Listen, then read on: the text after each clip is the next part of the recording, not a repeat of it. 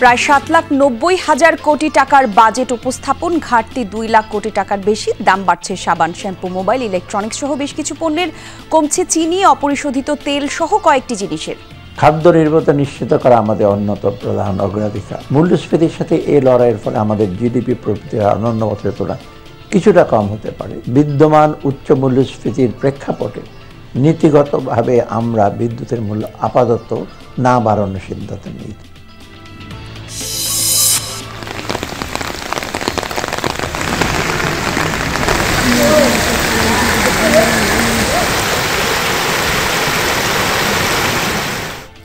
কুশিয়ারায় বাঁধ ভেঙে প্লাবিত সিলেটের লোকালয়, এখনো তলিয়ে ব্রাহ্মণবাড়িয়া, শেরপুরের নিম্নাঞ্চল, দুর্ভোগ কমেনি পাহাড়েও।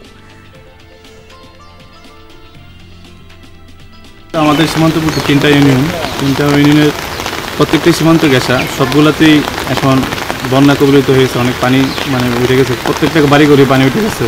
আমাদের বন্ধুর এলাকার যত অফিস আদালত ছিল সব পানিতে তলিয়ে গেছে।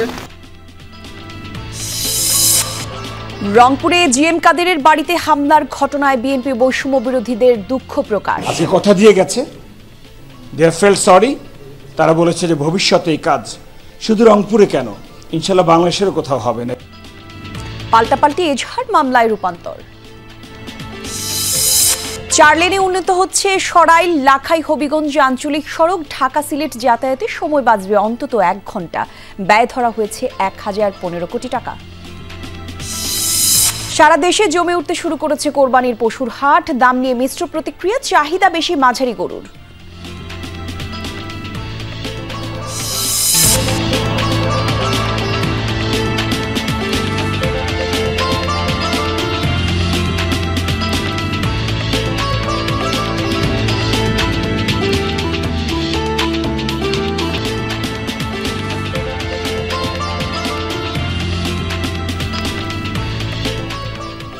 আমন্ত্রণ বিরতিহীন সংবাদ। সারা দেশে সংবাদের শিরোনামগুলো দেখছিলেন, বিস্তারিত জানাতে সঙ্গে থাকছি জান্নাতুল কলি।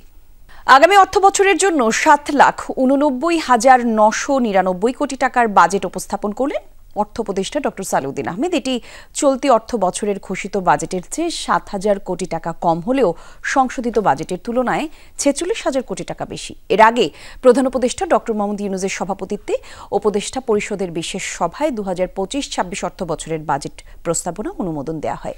উন্নয়ন ব্যয় অর্থাৎ এডিপি চূড়ান্ত হয়েছে 2,30,000 কোটি টাকা, যা চলতি অর্থ বছরের চেয়ে কম। এনবিআরকে 5,18,000 কোটি টাকার রাজস্ব আহরণের লক্ষ্যমাত্রা দিচ্ছে ডক্টর সালেউদ্দিন আহমেদ। এনবিআর এবং কর বহির্ভূত রাজস্ব আহরণের লক্ষ্য ধরা হচ্ছে 46,000 কোটি টাকা। 2025-26 অর্থ বছরের বাজেট ঘাটতি ধরা হচ্ছে 2,26,000 কোটি টাকা। ব্যাংক খাতের পাশাপাশি দেশি বিদেশি উৎস থেকে ঋণ নিয়ে এই ঘাটতি পূরণ করবে অন্তর্বর্তী সরকার। কর ব্যবস্থায় আনা হচ্ছে বড় পরিবর্তন। 2026-27 অর্থ বছর থেকে কিছুটা বাড়বে ব্যক্তির করমুক্ত আয়সীমা। সেক্ষেত্রে নিবন্ধিত জুলাই যোদ্ধারা পাবেন আরও বেশি ছাড়। বাড়তে পারে ইলেকট্রনিক্স যন্ত্র, মোবাইল ফোন সেট, সাবান, শ্যাম্পু, ফ্রিজ, এয়ার কন্ডিশনারের দাম। আর কমতে পারে অপরিশোধিত তেল, চিনি, টায়ার, টিউব, ব্রেক শু, বাস এবং মাইক্রোবাস। জুলাই গণঅভ্যুত্থান পরবর্তী সময়ে উচ্চ মূল্যস্ফীতি নিয়ন্ত্রণ, ভেঙে পড়া আইন শৃঙ্খলার পরিস্থিতির উন্নতি, শ্রমিক অসন্তোষ প্রশমিত করে শিল্প খাতে স্বাভাবিক অবস্থা ফিরিয়ে আনা এবং বিগত সরকারের সময়ে লাগামহীন দুর্নীতি ও অব্যবস্থার ফলে চরম সংকটাপন্ন ব্যাংকিং খাতে শৃঙ্খলা পুনরুদ্ধারের মতো কঠিন চ্যালেঞ্জ আমাদের মোকাবেলা করতে হয়েছে। খাদ্য নিরাপত্তা নিশ্চিত করা আমাদের অন্যতম প্রধান অগ্রাধিকার। মূল্যস্ফীতির সাথে এই লড়াইয়ের ফলে আমাদের জিডিপি প্রবৃদ্ধি অন্যান্য বছরের তুলনায় কিছুটা কম হতে পারে। বিদ্যমান উচ্চ মূল্যস্ফীতির প্রেক্ষাপটে নীতিগতভাবে আমরা বিদ্যুতের মূল্য আপাতত না বাড়ানোর সিদ্ধান্ত নিয়েছি। ভারী বৃষ্টি আর পাহাড়ি ঢলে সিলেটের জকিগঞ্জে কুশিয়ারা নদীর কয়েকটি স্থানে তীর রক্ষা বাঁধ ভেঙে পানি ঢুকছে লোকালয়ে। বাড়ছে সুরমা নদীর পানিও। প্লাবন পরিস্থিতি কোনো উন্নতি হয়নি শেরপুর, ব্রাহ্মণবাড়িয়ায়। এদিকে কক্সবাজার, রাঙামাটি এবং বান্দরবানের নিম্নাঞ্চল এখনও অনেক এলাকায় পানির নিচে। ভারী বর্ষণ সাথে ভারত থেকে নেমে আসা পাহাড়ি ঢল। সিলেটের জকিগঞ্জে কুশিয়ারা নদীর বাঁধের কয়েকটি স্থানে দেখা দিয়েছে ভাঙন। প্রবল বেগে পানি ঢুকছে লোকালয়ে। জকিগঞ্জ সদর ইউনিয়নের রারাই গ্রামে প্রথমে কুশিয়ারা নদীর বাঁধে ভাঙন দেখা দেয়। পরে বাখরশাল ও লোহারমহল এলাকায় পানির চাপে বাঁধ ভাঙে। বানের জল ঢুকতে থাকে লোকালয়ে। এছাড়া উপজেলার বিভিন্ন স্থানে কুশিয়ারার বাঁধ উপচেও প্লাবিত হয়েছে লোকালয়। বালুর বস্তা ফেলে বাঁধ রক্ষার চেষ্টা করছেন স্থানীয়রা। এছাড়া সুরমা নদীরও পানি বাড়ছে। কুশিয়ারা নদীর পানি উপচে লোকালয়ে কিছুটা পানি প্রবেশ করছে এবং বন্যা পরিস্থিতির সৃষ্টি হয়েছে। তবে ভারতে যেহেতু বৃষ্টিপাত কমে যাচ্ছে, তো আশা করা যায় আগামী 2 থেকে 3 দিনের মধ্যে বন্যা পরিস্থিতির কিছুটা উন্নতি হবে। কয়েকদিনের টানা বৃষ্টি আর উজানের ঢলে এখনও তলিয়ে আছে ব্রাহ্মণবাড়িয়ার আখাউড়ার দক্ষিণ ইউনিয়ন, মোগরা সহ 3টি ইউনিয়নের নিম্নাঞ্চল। পানিবন্দী হাজারো মানুষ। চরম কষ্টে দিন পার করছেন দুর্গত এলাকার মানুষ। প্রত্যেকটি সীমান্ত গেছা সবগুলাতেই এখন বন্যা কবলিত হয়েছে। অনেক পানি উঠে গেছে, প্রত্যেকটা বাড়ি ঘরে পানি উঠে গেছে। বাড়ি ঘরে চুলাতে আগুন ধরানো যাচ্ছে না। আর এই যে বৃষ্টি হইতেছে, আর খুব ভারী বৃষ্টি হইলে আমাদের ইচ্ছে।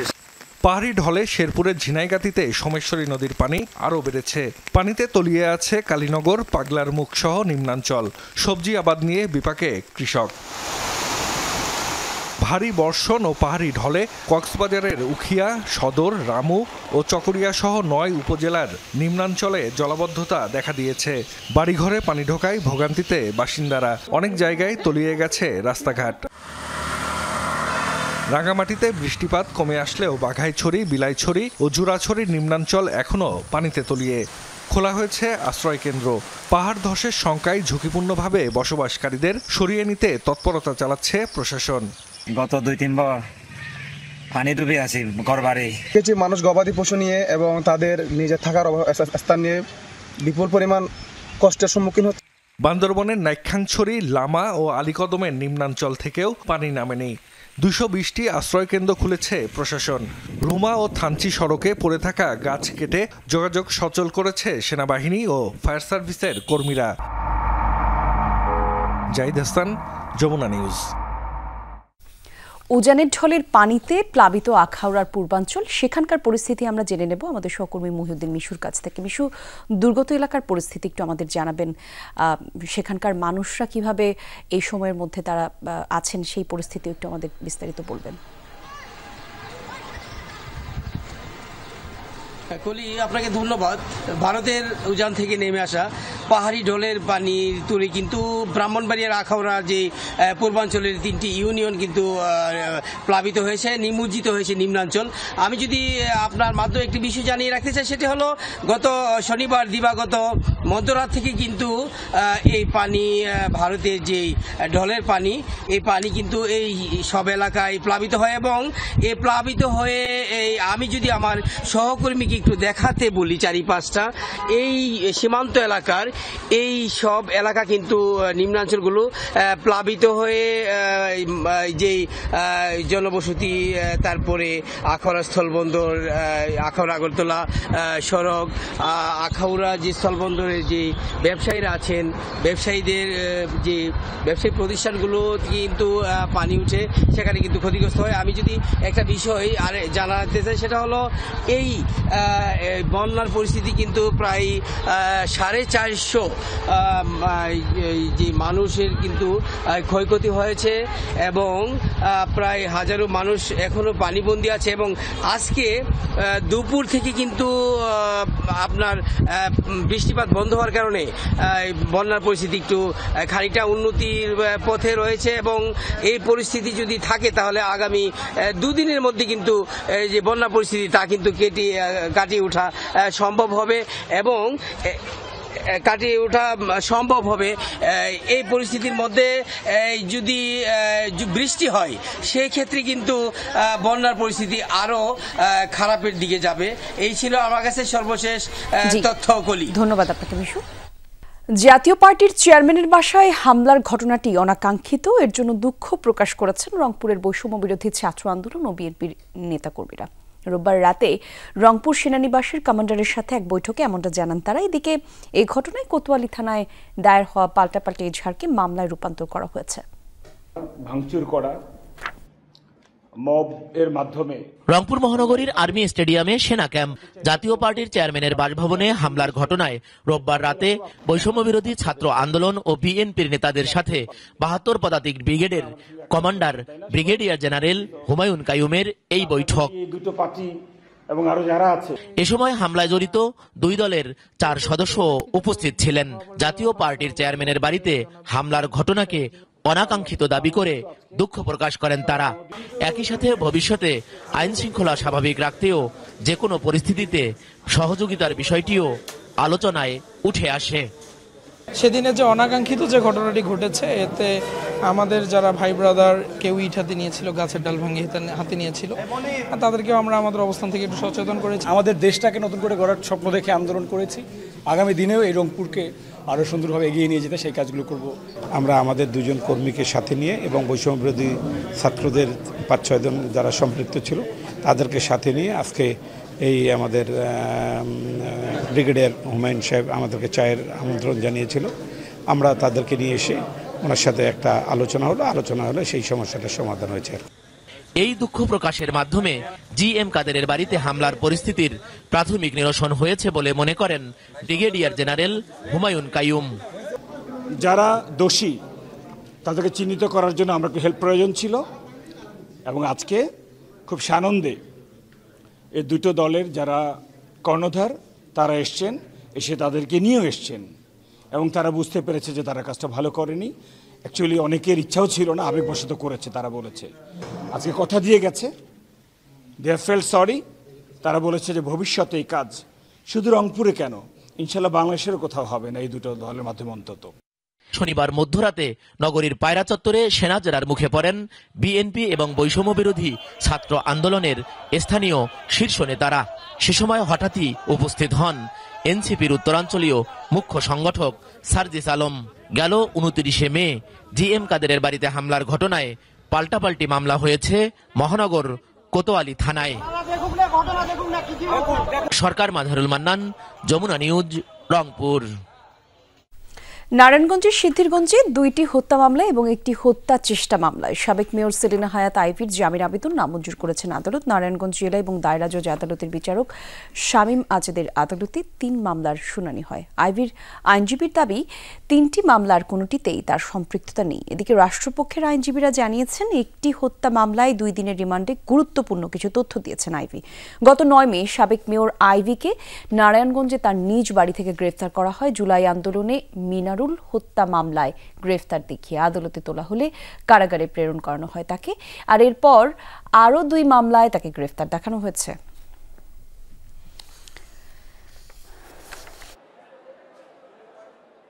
2 থেকে 5 নম্বর আসামির পরিকল্পনা নেতৃত্বে এবং 1 নম্বর আসামির গুলিতে আসামি মৃত্যুবরণ করেছে। সেখানে মেয়র আইভির বিরুদ্ধে নাম থাকা ব্যতীত জামিন অযোগ্য কোনো ধারা নাই, বর্ণনা নাই। সমস্ত নেতাকর্মীকে ডেকে ডাক্তার সেলিনা আইভি পুলিশকে অবরুদ্ধ করে রেখেছে। এখানে জয় বাংলা জয় বঙ্গবন্ধু স্লোগান দিয়েছে। বৈষম্য ছাত্র আন্দোলনে যে জড়িত ছিল সেটা প্রতীয়মান, সুস্পষ্ট প্রতীয়মান। তিনি এই ছাত্রছাত্রীদেরকে হত্যা করার জন্য প্রত্যক্ষ অর্ডার দিয়েছেন। 4 লেন মহাসড়কে উন্নীত হচ্ছে ব্রাহ্মণবাড়িয়া জেলার সরাইল থেকে লাখাই হয়ে হবিগঞ্জ আঞ্চলিক সড়কটি। এতে ঢাকা সিলেট সড়ক পথে যাতায়াতের অন্তত 30 কিলোমিটার পথ কমে 1 ঘন্টা সময় বাঁচবে। সবকিছু ঠিক থাকলে আগামী 2 বছরের মধ্যে এই আঞ্চলিক সড়কটি 4 লেনের সড়ক হিসেবে নির্মাণ কাজ শেষ হওয়ার কথা রয়েছে। দেশের পূর্বাঞ্চলে সড়ক পথে যাতায়াতের জন্য পাড়ি দিতে হয় ব্রাহ্মণবাড়িয়ার আঞ্চলিক সড়ক মহাসড়ক। এর মধ্যে অন্যতম সরাইল লাখাই হবিগঞ্জ সড়কটি।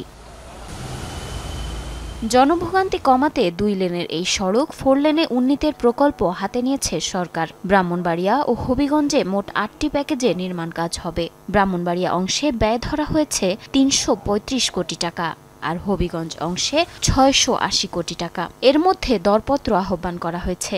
সরাইল নাসিরনগর রাস্তাটি বিকল্প রাস্তা হিসেবে গুরুত্ব বহন করে অবশ্যই। আর বর্তমানে রাস্তাটির প্রশস্ততা 5.5 প্রায় 18 ফিট। আর যদি এটা বর্তমান যে টেন্ডার করা হয়েছে এটাতে 10.3 প্রায় 35 ফিটের কাছাকাছি ধরা হয়েছে। 51 কিলোমিটার সড়কটি ব্রাহ্মণবাড়িয়া ও হবিগঞ্জে প্রায় সমান 2 ভাগে বিভক্ত। প্রকল্পটি বাস্তবায়ন হলে রাজধানীর সাথে সিলেটের সড়ক পথে যোগাযোগের সময় কমবে প্রায় 1 ঘন্টা।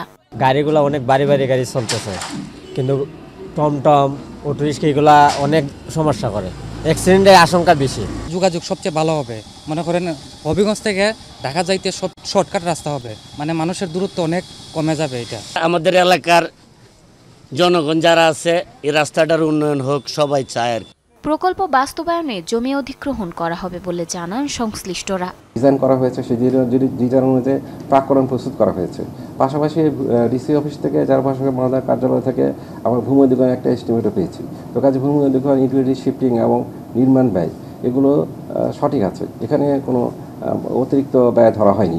আগামী 2 বছরের মধ্যে এই সড়কটি নির্মাণ কাজ শেষ হওয়ার কথা রয়েছে। জারিন অর্নি, যমুনা নিউজ।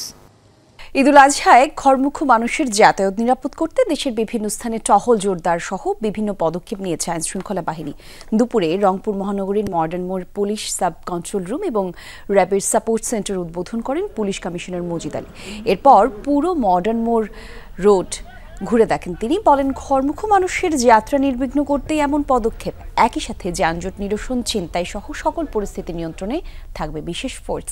ঈদের 1 সপ্তাহ পর পর্যন্ত রাত দিন 24 ঘন্টা এই সেবা অব্যাহত থাকবে বলেও জানিয়েছেন তিনি। নগরবাসীকে স্বস্তি শান্তি দেওয়ার জন্য আমাদের যখন আইনের ক্ষেত্রে কঠোর হওয়া দরকার আমরা তখন কঠোর হব।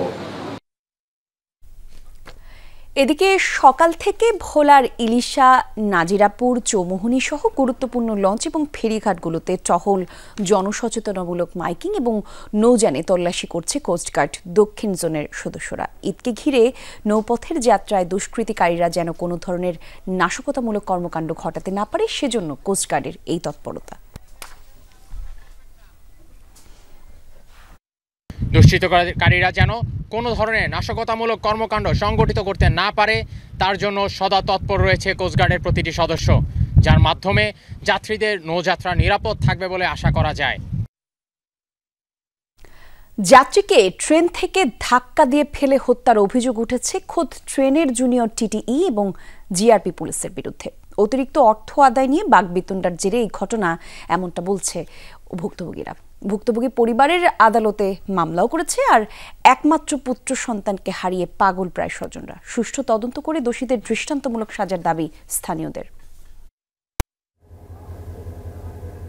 চুয়াডাঙ্গার জয়রামপুর রেল স্টেশনের কাছ থেকে গেল 21 মে পানি উন্নয়ন বোর্ডের কর্মচারী আব্দুল গাফফার আকাশের রক্তাক্ত মরদেহ উদ্ধার হয়। ধারণা করা হচ্ছিল ট্রেন থেকে ছিটকে পড়ে প্রাণ গেছে তার। তবে সেদিনের খুলনাগামী কপোতাক্ষ এক্সপ্রেসের উঙ্গ বগির এক যাত্রীর দাবি, ছিটকে পড়ে নয়, ট্রেন থেকে ধাক্কা দিয়ে ফেলে দেয় মারা যান আকাশ। নিজেকে প্রত্যক্ষদর্শী দাবি করে নাম পরিচয় গোপন রাখার শর্তে রাজশাহীর বাসিন্দা ওই ব্যক্তি জানান, বিনা টিকিটে রেল ভ্রমণ করা কয়েক যাত্রীকে হেনস্থা করে জুনিয়র টিটিই লালন চক্রবর্তী, জিআরপির এসআই পারভেজ সহ কয়েকজন। তাদের কাছ থেকে অতিরিক্ত অর্থ আদায়ের চেষ্টা করলে প্রতিবাদ করেন আকাশ। এতেই ক্ষিপ্ত হয়ে ট্রেনের দরজা থেকে ধাক্কা দিয়ে ফেলে দেওয়া হয় তাকে। ছেলেকে 2 হাত ধরে নিয়ে যাচ্ছে। এবার ভাই ওখানে গেটে যে দাঁড়ালো পুলিশের সামনে, 30 সেকেন্ড সময় হয়নি, ধাক্কা ধাক্কি হয়, মানে ছেলেটাকে ফেলে দিল। তার টিকিট কাটিনি বলে ও একটু প্রতিবাদ জানানোর জন্য পিঠমোড়া দিয়ে ধরে নিয়ে আসি, তাকে ধাক্কা দিয়ে ফেলে দিয়েছে। ফেলিদের অধিকার তো তার নাই। বিবাদী যারা আছে তারা এই আকাশের পরিবারকে হুমকি ধামকি দিচ্ছে, এর সুষ্ঠু বিচার আমরা চাই। এ ঘটনায় আদালতে হত্যা মামলা করেছেন আকাশের বাবা। মামলায় আসামি হয়েছেন জুনিয়র টিটি লালন, খুলনা জিআরপির এসআই পারভেজ, কনস্টেবল কাদের এবং অ্যাটেন্ডেন্ট মিলন ও সোহাগ সহ অজ্ঞাত 4 থেকে 5 জন। পরিবারের একমাত্র উপার্জনক্ষম সদস্যকে হারিয়ে পাগল প্রায় স্বজনরা। সুষ্ঠু তদন্তের মাধ্যমে দোষীদের দৃষ্টান্তমূলক সাজার দাবি জানিয়েছেন স্থানীয়রাও। কেন এই কাজটা আমার ছেলেকে করা হলো, এর আমি সুষ্ঠু বিচার চাই। খুব প্রতিবাদী ছিল, মানে রাস্তাঘাটে বেরোলে অন্যায় দেখলে প্রতিবাদ করত। আমি এই হত্যার বিচার চাই এবং রেলের নিরাপত্তা চাই সব যাত্রীর।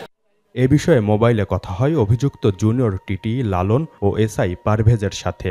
অভিযোগ অস্বীকার করেছেন তারা।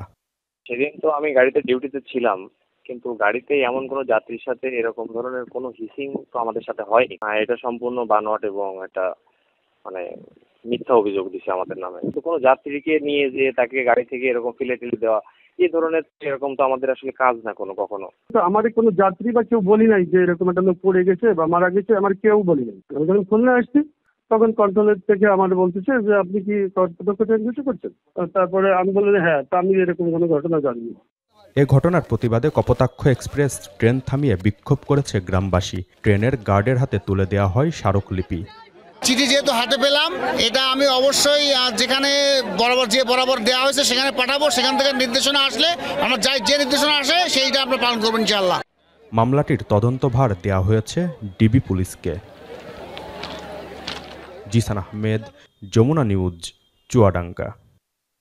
কোরবানির বাকি আর মাত্র কিছুদিন, তাই জমে উঠছে দেশের বিভিন্ন স্থানের পশুর হাট। হাটে এবার গরুর সরবরাহ রয়েছে পর্যাপ্ত, তবে দাম নিয়ে ক্রেতা এবং বিক্রেতাদের মধ্যে রয়েছে মিশ্র প্রতিক্রিয়া। সাধ্যের মধ্যে পছন্দের গরুটি বেছে নিচ্ছেন ক্রেতারা, আর বিক্রেতারা বলছেন বাজারে মাঝারি আকারের গরুর চাহিদাই বেশি।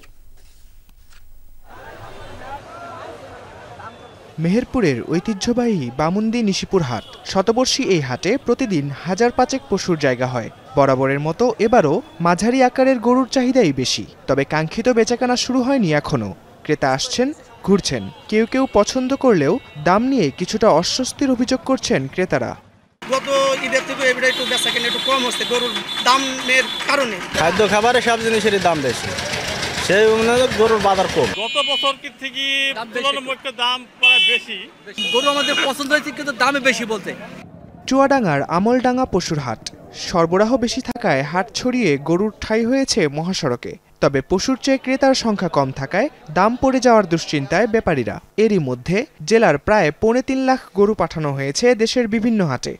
যে পরিমাণ গরু আসছে সেই হিসাবে মানুষের যে খরিদ্দার হাটে থাকা কথা সেই পরিমাণ নেই। আমরা ধারণা করছি 50% গরু বেচা বিক্রি হতেও পারে, নাও পারে। আমি আশায় আছি হয়তোবা কিছু লাভ হলে আমি গরু ছেড়ে দেবো। যারা গরু কিনতে এসেছে তারা তাদের হিসাবের বা তাদের যে বাজেটের ঊর্ধ্বে হয়ে যাচ্ছে। নাটোরে জমে উঠেছে মৌখারা, তেবাড়িয়া, সিংড়া সহ ছোট বড় 26টি পশুর হাট। এসব হাটে দাম নিয়ে রয়েছে মিশ্র প্রতিক্রিয়া। আমি লেখের লোক নাই, নেতারা বড় বড় সব লোকজন সব পালা আছে, গরু কিনবি কারা? 1,90,000 দাম চাচ্ছি, 1,50,000 বলতেছে। এবার গরুর দামটা একটু বেশি, ক্রেতা কিন্তু আপনি সেই ন্যায্য মূল্যে গরু পাচ্ছে না। হাসিল নেওয়া হচ্ছে 600 টাকা, যা ক্রয় করছে এবং যে বিক্রয় করছে তার 120 টাকা, এবং সরকারি রেটে আমরা হাসিল নিচ্ছি। দেশের প্রায় প্রতিটি পশুর হাটেই তাৎক্ষণিক স্বাস্থ্যসেবা দিতে প্রস্তুত ভেটেরিনারি চিকিৎসক। এছাড়াও প্রয়োজনীয় পরামর্শ এবং তদারকির দায়িত্ব পালন করছেন স্থানীয় প্রাণী সম্পদ কর্মকর্তারা। এই বামন্দির গরুর হাটে যে সমস্ত গরু এবং ছাগল, ভেড়া যদি অসুস্থ হয়, আমরা এখানে সম্পূর্ণ বিনামূল্যে চিকিৎসা সেবা নিশ্চিত করতেছি। ভেটেরিনারি মেডিকেল টিম কাজ হচ্ছে যে পশুগুলি যদি কোনো কারণে অসুস্থ হয়ে পড়ে বা প্রাথমিক চিকিৎসার প্রয়োজন হয় বা কোনো গরু প্রেগনেন্ট কিনা। চুয়াডাঙ্গা জেলায় গবাদি পশুর চাহিদা 1,24,000। সেই হিসাবে আমাদের এই চুয়াডাঙ্গা জেলাতে 74,000 গবাদি পশু উদ্বৃত্ত থাকবে, যেটা দেশের অন্যান্য জায়গাতে সরবরাহ করা হবে। ঈদের আগে পশু বিক্রি করে ঘরে ফিরতে চান বিক্রেতারা। ক্রেতারাও ঘুরছেন সাধ্যের মধ্যে পছন্দের পশুটি বেছে নিতে। রাকিব সরকার, যমুনা নিউজ। দর্শক, এই পর্যায়ে আমরা একটু রাজশাহীতে যাব। রাজশাহীর তাহিরপুরে কোরবানির হাটের খবর আমরা শুনবো আমাদের সহকর্মী তারেক মাহমুদের কাছ থেকে। তারেক, হাটে আজ পশু সরবরাহ কেমন একটু জানাবেন? দাম নিয়ে ক্রেতা বিক্রেতাদের প্রতি বছরই এক ধরনের ভাষ্য থাকে, দুই পক্ষ থেকে আলাদা। এবারের হাটের খোঁজ খবর কেমন দেখছেন? কলি, এবার দাম নিয়ে কিন্তু মিশ্র প্রতিক্রিয়া বলতে কি, এবার আমরা যতটুকু হাটে এসে জানতে পেরেছি এবং যারা ব্যাপারী রয়েছে এবং যারা গরু বিক্রেতা রয়েছে এবং যারা ক্রেতা, তারা মূলত দাম নিয়ে তারা সন্তুষ্টি প্রকাশ করেছেন। তারা বলছে অন্য বছরের থেকে এবছর গরুর দাম কিছুটা কম, এবং যারা বিক্রেতা তারা যেমনটি জানাচ্ছেন যে গোখাদ্যের দাম এবং অন্য সব কিছু মিলিয়ে আসলে গরু লালন পালন করতে তাদের যে খরচ, অনেকে কিন্তু সেই খরচটুকু তুলতে পারবেন না, তারা তেমনটি জানাচ্ছিলেন। এবং আমি যতটুকু দেখতে পাচ্ছি যে রাজশাহীর যে তাহিরপুর হাট, এই তাহিরপুর হাটে আমি দুপুর পর্যন্ত ছিলাম। এরপরে দুপুর শেষে এই যে ভবানীগঞ্জ যেটি হাট রয়েছে এর পাশেই এখানেও পর্যাপ্ত পরিমাণে গরু কিন্তু সরবরাহ হয়েছে দুপুরের পর থেকে। এই হাটের আমি যতটুকু দেখতে পাচ্ছি, এই হাটে মাঝারি এবং ছোট সাইজের যে গরুগুলো, সেই গরুগুলো কিন্তু সব থেকে বেশি। এবং ছোট সাইজের যে গরুগুলো, সেগুলো 70 থেকে 80, 90 হাজার টাকা, 1 লাখ টাকায় বিক্রি হচ্ছে।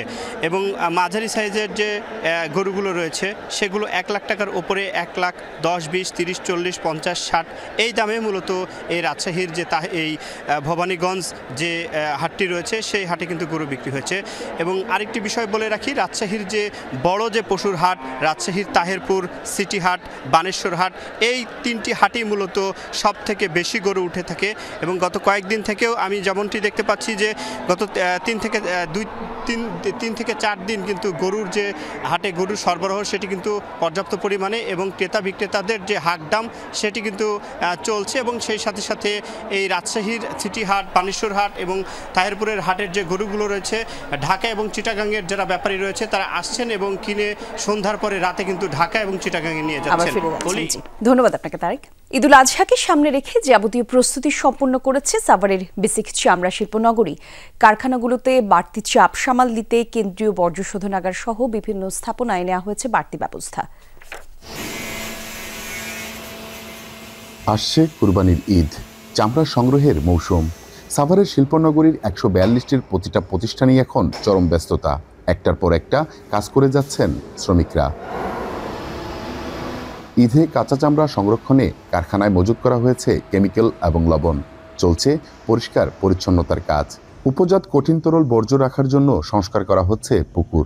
পাশাপাশি শিল্পনগরীর কেন্দ্রীয় বর্জ্য শোধনাগারের ইউনিটগুলোর ক্ষমতা বৃদ্ধির জন্য ইকুলাইজেশন ট্যাঙ্ক পরিষ্কার, ওভারহুলিংয়ের কাজও চলছে। অনেক কাজ 30 থেকে 40 হাজার পিস আমার সদর কানারে রক্তের মাল খরিদ করে থাকে প্রতি বছর ঈদে। এবারও চেষ্টা আছি ওরকমে, দেখা যাক ইনশাল্লাহ কি করা যায়। আমাদের শেষ মুহূর্তে কাজগুলো চলতে সিলেকশন শেষ, আগামীতে দেখা গেছে কুরবানির জন্য আমাদের মোটামুটি ভালো প্রস্তুতি আছে মাল কেনার জন্য। কোম্পানি মোটামুটি ভালো একটা অ্যারেঞ্জমেন্ট করে রাখছে এখানে। ঈদে কাঁচা চামড়া সংরক্ষণের যাবতীয় প্রস্তুতি শেষ করেছে প্রক্রিয়াজাতকারী কারখানাগুলো। আমরা এখানে স্রাস সিস্টেমের আমরা ব্যাপক উন্নতি এবার ঘটিয়েছি। আগে ছিল, গত বছর ছিল 9টা একটা মেশিন চলতো আর কি, এবার আমরা 9টা ডিওয়াটারি মেশিন আমাদের চলছে। পাশাপাশি আমরা এর পাশে ড্রাই বেডটা আমরা কমপ্লিট করে ফেলেছি। কোরবানির সময় এরা প্রায় 60% কালেকশন করে নেয়। তো এখন যদি আপনি এদেরকে যদি ডিস্টার্ব রাখেন মেন্টালি, যে আমি ওয়েটগুলো পাঠাবো, আমি কাঁচা পাঠাবো, তাহলে তো দে উইল বি কনফিউজ। স্থানীয় শিল্প টিকিয়ে রাখতে কাঁচা চামড়া রপ্তানি করা হবে না বলে জানিয়েছেন বাংলাদেশ ট্রেনার্স অ্যাসোসিয়েশন। ঋণগ্রস্ত ব্যাংকের দায় দেনা আছে অনেকের।